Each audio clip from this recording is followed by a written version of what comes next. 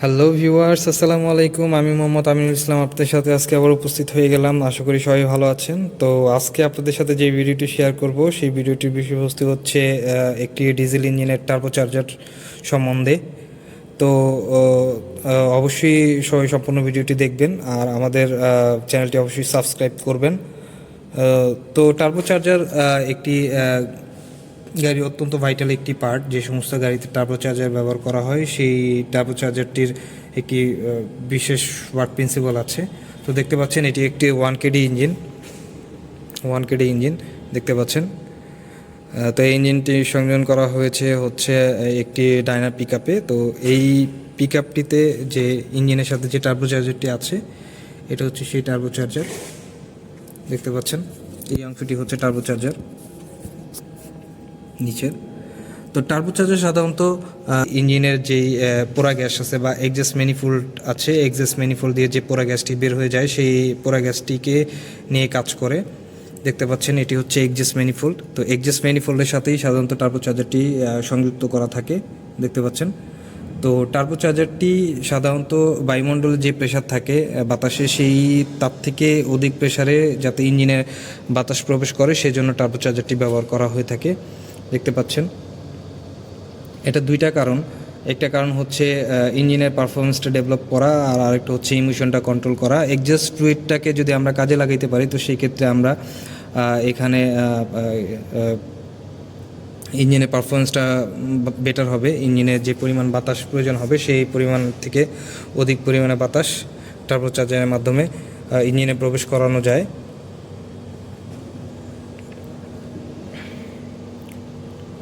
তো সাধারণত যে সমস্ত বড় ইঞ্জিনগুলোতে সাধারণত বেশি সিসির ইঞ্জিনগুলোতে টার্বোচার্জার ব্যবহার করা হয় থাকে।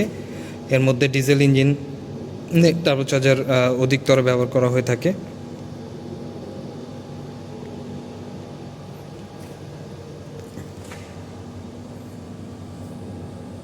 দেখতে পাচ্ছেন টার্বোচার্জারটি, দেখুন এটা কোথায় সংযোজন করা হয়েছে।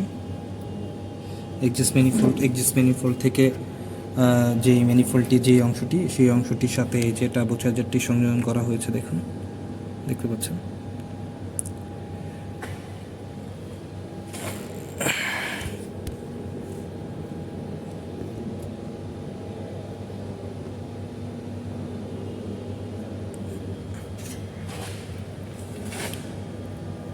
দেখতে পাচ্ছেন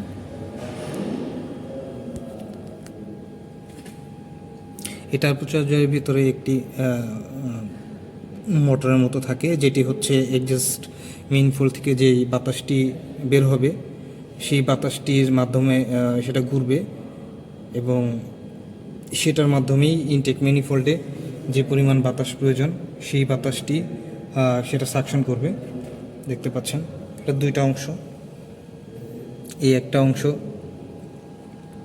হচ্ছে ইনটেক ম্যানিফোল্ড থেকে বাতাস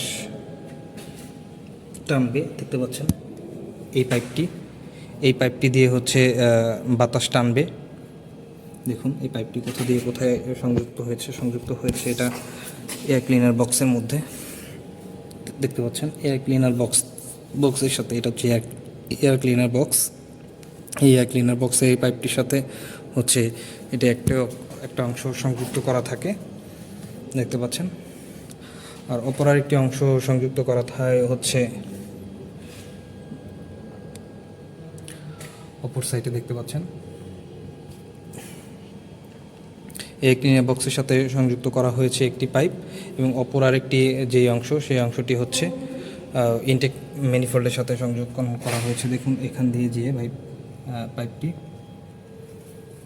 ইনটেক ম্যানিফোল্ডের সাথে সংযুক্ত করা হয়েছে দেখতে পাচ্ছেন পাইপটি এখান দিয়ে এসে ইনটেক ম্যানিফোল্ডের থ্রোটল বডির সাথে সংযুক্ত করা হয়েছে দেখতে পাচ্ছেন।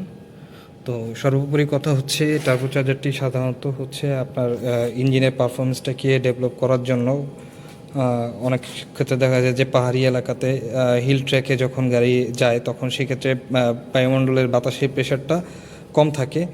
তো সেই কারণে এই টার্বো চার্জারটি ব্যবহার করা হয়, যাতে এই টার্বো চার্জারের মাধ্যমে ইঞ্জিনের মধ্যে অধিক পরিমাণে বাতাস সরবরাহ করা যায়, সেজন্য এই টার্বো চার্জারটি ব্যবহার করা হয়।